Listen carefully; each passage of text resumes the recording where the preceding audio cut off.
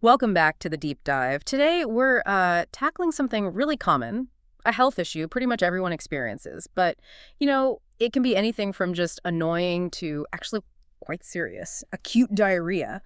And we've got a great source today, the guideline from the Dutch General Practitioner Society, the NHG. Yeah, those guidelines are, well, foundational for primary care, really packed with knowledge. Absolutely. And our job today is to unpack all that for you.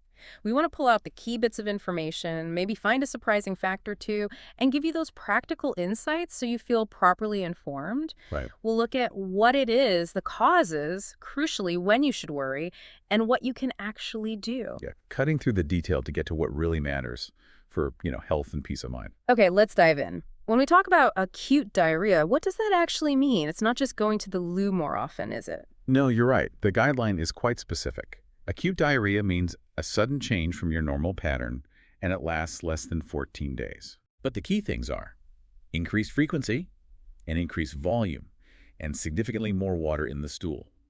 That watery part is really important. Frequency, volume, wateriness. Got it.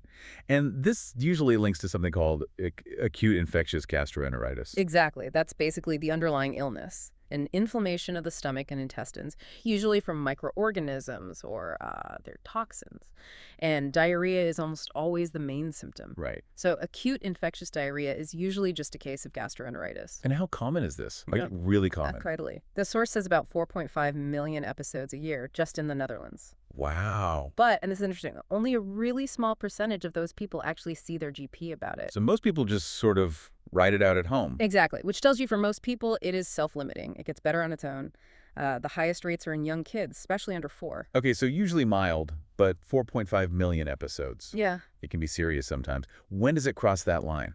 Yeah, while mostly mild, the guideline does stress it can become serious. It even mentions mortality figures. In 2010, 160 deaths in the Netherlands were linked to diarrhea. 160, that's not insignificant. Who is most affected then? And this is really critical from the data. The vast majority, 93%, were in people over 65, and 70% were over 80. Wow, okay. It's not meant to scare anyone, but it really highlights why certain groups, particularly the elderly, are flagged as high risk and need more careful attention. That makes the why worry very clear. So for these groups, and maybe others too, what's the main complication doctors are trying to head off? Dehydration. That's the #1 risk with acute diarrhea. Right. Let's unpack dehydration. What is it and why is it dangerous? So dehydration is simply a reduction in your body's total fluid. You lose too much through watery stools, maybe vomiting, and your fluid balance gets disrupted. Doctors mainly diagnose it based on your story, your symptoms, and a physical exam. They're looking for the signs of that fluid loss. And if it gets severe, dehydration can lead to serious things like hypovolemia, low blood volume, electrolyte imbalances, confusion, weakness, even organ damage, and as we saw, an increased risk of death. So who's most likely to get severely dehydrated? The guideline points to 2 main groups based on evidence: children under 2, especially babies under 3 months old, and older adults over 70. Why those specific groups? What makes them more vulnerable? Well, for infants, their bodies just handle fluids differently.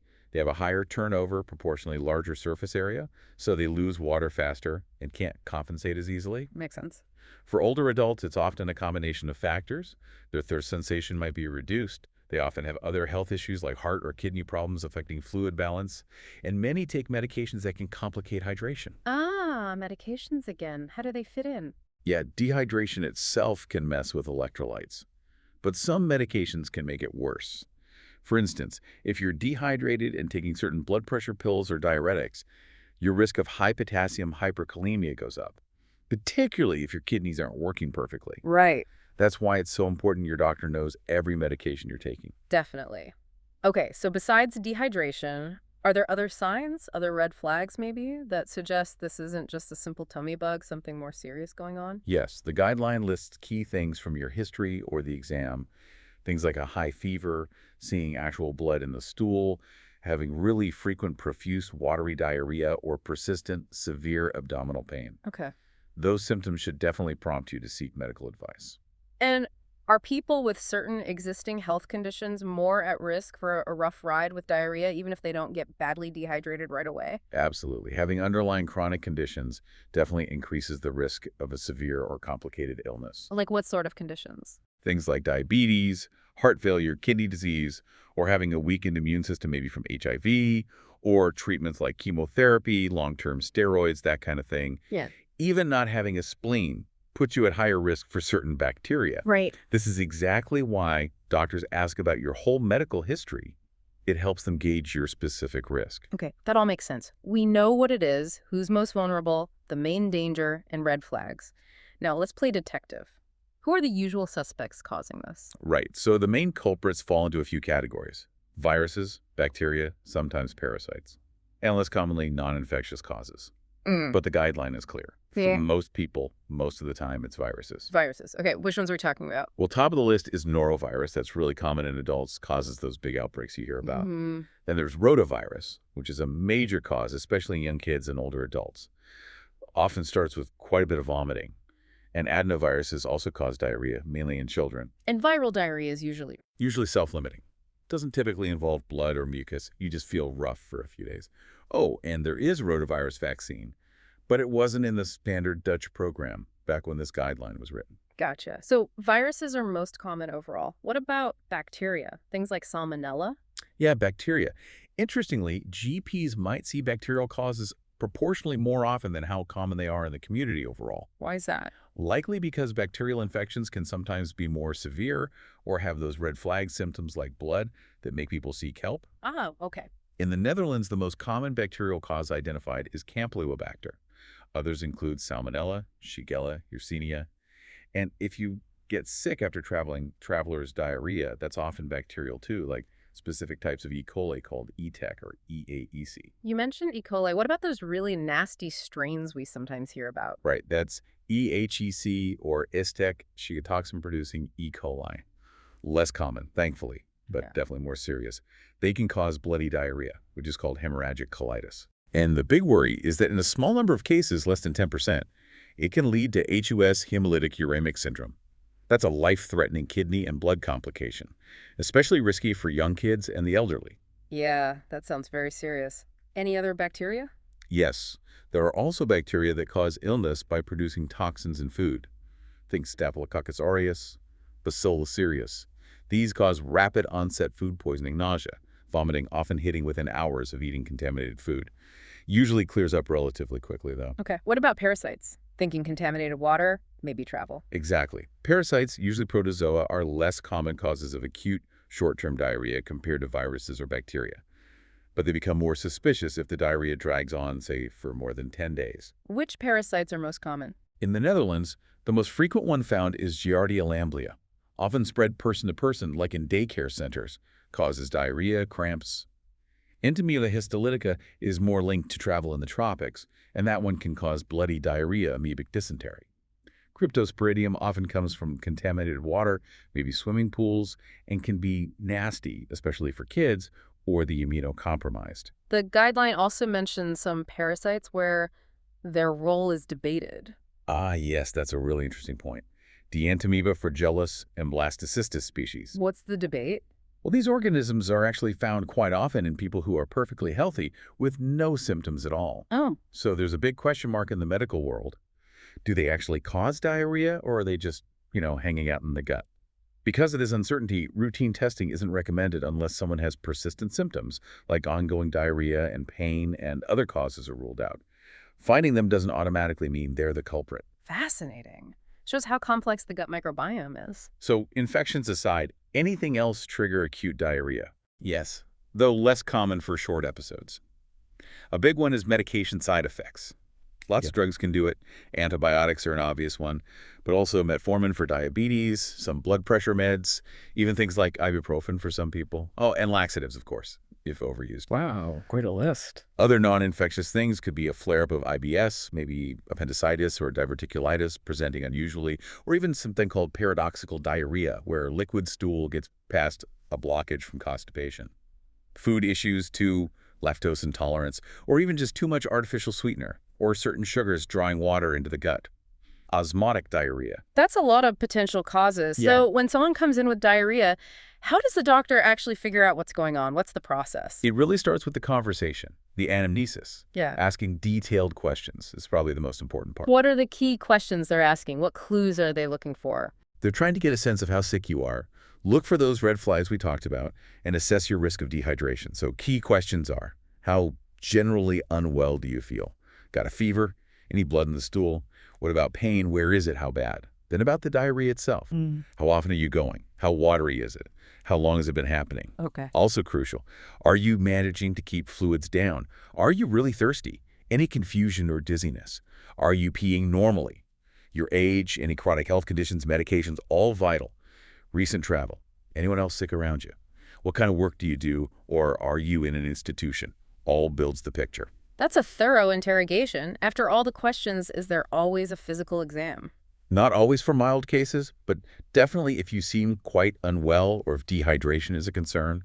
The exam focuses on your general state and, crucially, looking for those signs of dehydration, especially in kids. What are they looking for in children specifically? Things like capillary refill time, pressing the skin and seeing how quickly the color returns. Skin elasticity, or turgor, usually checked on the tummy. Breathing pattern, is it fast or deep? Sunken eyes. Dry mouth or tongue. Cold hands or feet. Weak or fast pulse. Are they making tears when they cry? And in babies, is the fontanelle, the soft spot, sunken? Right. The more signs present, the more likely dehydration is. You mentioned earlier it's trickier to assess dehydration with physical signs in the elderly. Yes, that's a really important point in the guideline. Things like dry mouth or poor skin elasticity can be less reliable in older adults due to normal aging or other conditions. So what do they rely on? For the elderly, the guideline stresses looking at the overall clinical picture. That means combining their history, how they look and act, any changes in alertness or confusion, reports from caregivers. It's more holistic. It also notes that judging the degree of dehydration just by looking is difficult in anyone, young or old. Okay. This brings us to the classic question, do I need a stool test? Seems like they always do that on medical shows. Right. But here's where the guideline might surprise people. For most typical, uncomplicated cases of acute diarrhea in otherwise healthy people, routine stool testing is not generally recommended. Really? Why is that? Well, a few reasons. Firstly, the result rarely changes the management plan. You usually get better on your own anyway.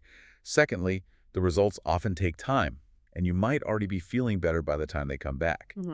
The source actually mentions that in the Netherlands, only about 0.5%, 0.5% of GP visits for diarrhea end up with a stool test being ordered. It's quite low. Okay, so when is testing recommended? In specific, higher risk situations, if you're really quite sick, high fever, persistent fever, lots of watery diarrhea, blood in the stool. If you're immunocompromised, if there's a high risk of spreading it to others, food handlers, healthcare workers, or in an outbreak situation like a nursing home. Right.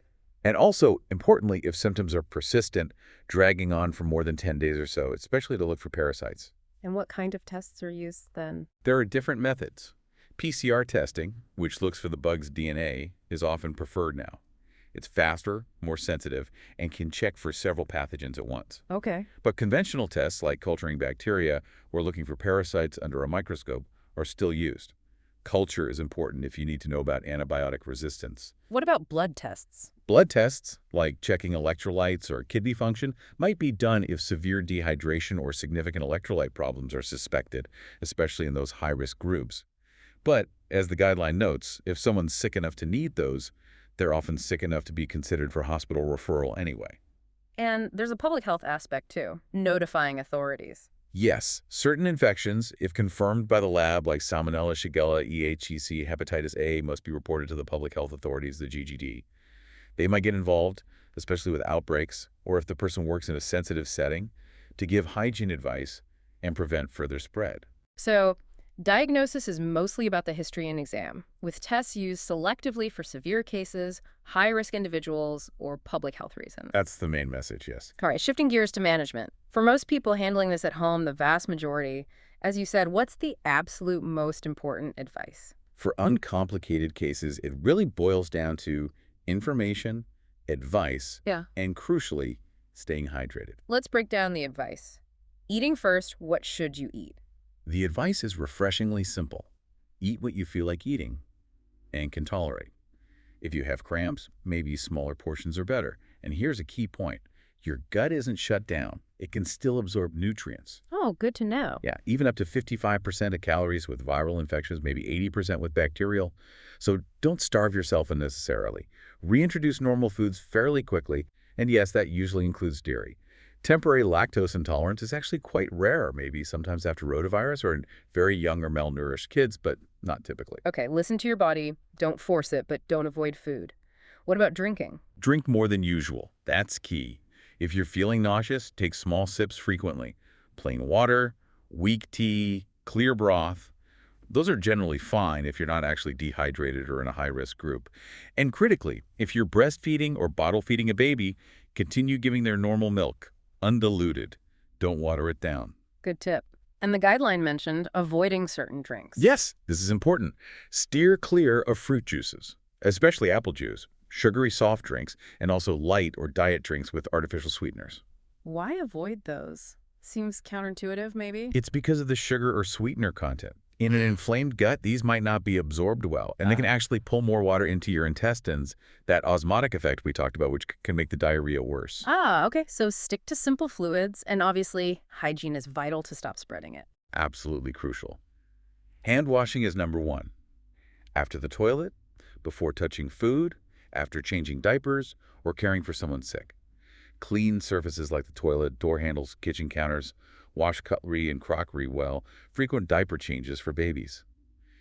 And if possible, use a separate toilet from others while you're ill. Makes sense. What about people on regular medications? You touched on dehydration affecting them earlier. Yes, this is a really important point and something to discuss with your doctor if you have significant diarrhea or vomiting. There's a risk that the absorption of your essential medications might be reduced. Which kinds of medications? The guideline mentions things like oral contraceptives, epilepsy drugs, blood thinners like warfarin, lithium, digoxin. If things are just rushing through, you might not get your full dose.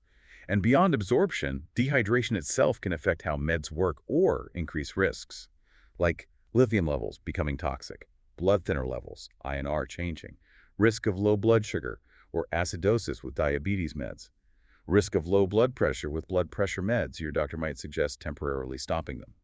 Same for drugs that raise potassium. Stopping them might be needed to prevent dangerous hyperkalemia if you get dehydrated. Wow, okay. That definitely sounds like a conversation for your doctor if you're on regular meds and get hit with bad diarrhea. Exactly. Never adjust your regular medications yourself without talking to your doctor first. Okay, now treatments for the diarrhea itself. Do you need something to stop it? Is that the goal?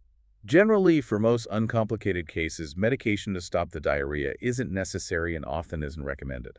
The focus is hydration. But what if you are showing signs of dehydration, or you're in one of those high-risk groups, young children, elderly? Then the absolute go-to, the first-line treatment, is ORS, oral rehydration salts. Right. How does ORS work? Why is it better than just, say, water or sports drinks? ORS is a specific, carefully balanced mix of glucose, sugar, and electrolytes, salts. The glucose actually helps your intestines absorb the sodium, and water follows the sodium. It's a clever mechanism that still works even when your gut is inflamed. And it's much better than sports drinks or soda, because those have the wrong balance. Usually too much sugar, not enough of the right salts, which again can worsen diarrhea osmotically. The guideline recommends the modern low osmolarity ORS, which is the WHO standard, as it's absorbed even better. The key is how you take it. Small, frequent sips. Especially important in the first few hours if you're trying to rehydrate. Mix it with water as directed. Ideally, take separately from other food or drinks at first. What if you're vomiting? Does the ORS still help? Yes, definitely still try it. The guideline emphasizes this. Absorption happens quite quickly in the gut. Even if you vomit some back up, you're likely still getting a net benefit. Just keep going with small, frequent sips. Patience is key. And definitely no homemade salt sugar solutions. No, the guideline strongly advises against that. It's hard to get the balance right, and getting it wrong can be ineffective or even harmful. Stick to the pre-packaged ORS sachets from the pharmacy. Okay, ORS for hydration. What about loperamide Imodium, the stuff that slows your gut down? Loperamide can reduce how often you go and how long it lasts, but the guideline is quite cautious about its use. It should really only be considered for practical reasons, like if you absolutely have to travel or attend something urgent, and only in adults and children over 8 years old. And there are important warnings. It's not recommended for kids under 3 at all. Use with caution in kids age 3 to 8 because of risks of serious side effects like slowing the bowel down too much, ileus, or drowsiness. Yeah. And absolutely don't use it if you have a fever, bloody diarrhea, if the diarrhea started after antibiotics, or if you're pregnant. So loperamide is a very limited option, really just for convenience in specific situations in older individuals and with big warnings. What about other things like activated charcoal? The guideline says not recommended. Things like activated charcoal or tannic acid products like Tasectan. There's just not enough good evidence they work for acute diarrhea, and they might have side effects. Okay, and probiotics. So much buzz around gut health and probiotics now. Yeah, but based on the evidence reviewed in this guideline, probiotics are not recommended for treating acute diarrhea. They also don't recommend them for preventing traveler's diarrhea or antibiotic-associated diarrhea. Really? Why not? The guideline mentions uncertainty about whether they provide real clinical benefit in this situation, the generally low quality of the studies looking at it, and a lack of clear information on potential side effects as reasons for not recommending them. Interesting. That counters a lot of popular advice. What about medication for vomiting? Antiemetics, yeah. They're only considered in very specific situations. If severe, frequent vomiting is making it totally impossible to keep ORS down and the person is dehydrated or at high risk of it, not for routine use. Right. And finally, antibiotics. Do people need antibiotics for diarrhea? This is a really key message. For typical acute infectious diarrhea, antibiotics are generally not recommended. Why not, if bacteria might be involved? Because for most otherwise healthy people, they don't really speed up recovery significantly. The body usually clears the infection itself.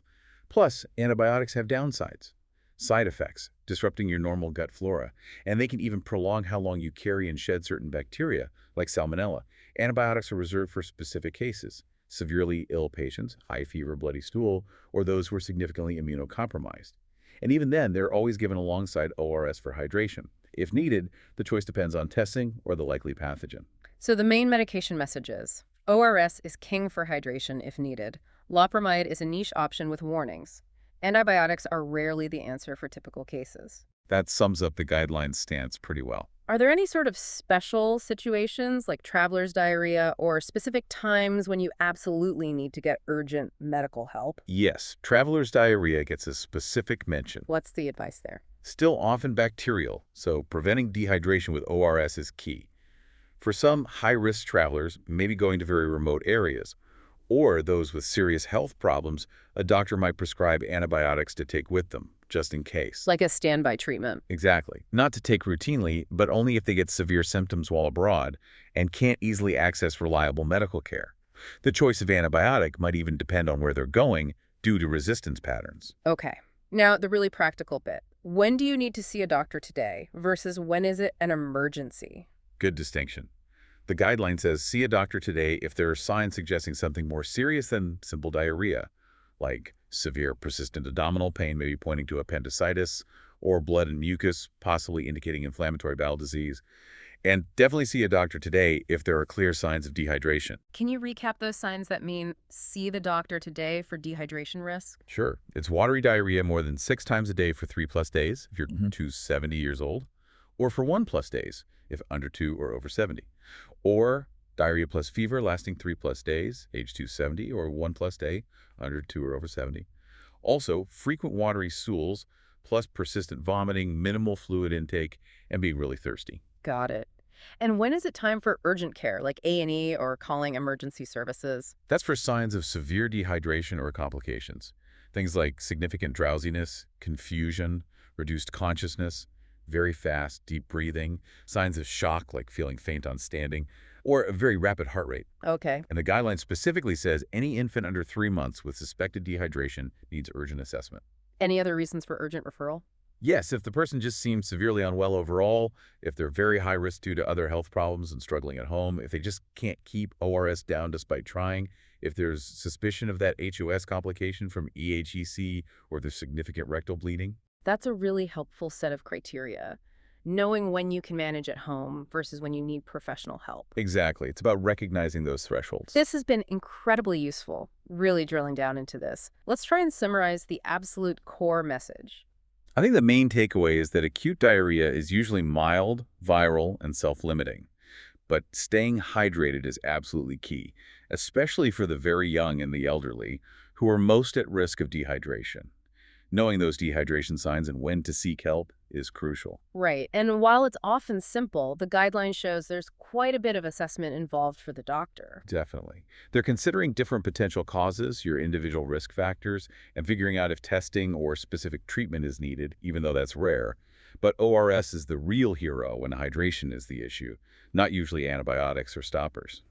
And just thinking back on the causes, viruses are most common overall, but bacteria and parasites seem to feature more when people actually see a doctor. What do you think that tells us about why people seek help? That's a really interesting point to ponder, isn't it? Does it mean people tend to only seek help when symptoms are maybe more severe, or have those red flag features like blood, which might be more common with bacteria? Yeah, or maybe the viral stuff just clears up quickly enough that people don't feel the need. Could be. It suggests the patient's own perception of how bad it is or how unusual the symptoms are is a huge factor in deciding to consult a doctor. Definitely food for thought there. Thank you so much for walking us through this guideline. It's been really insightful. My pleasure. Always good to understand the evidence behind common health issues. And thank you for joining us on the deep dive. We hope this leaves you feeling better equipped and informed about acute diarrhea. We'll catch you next time.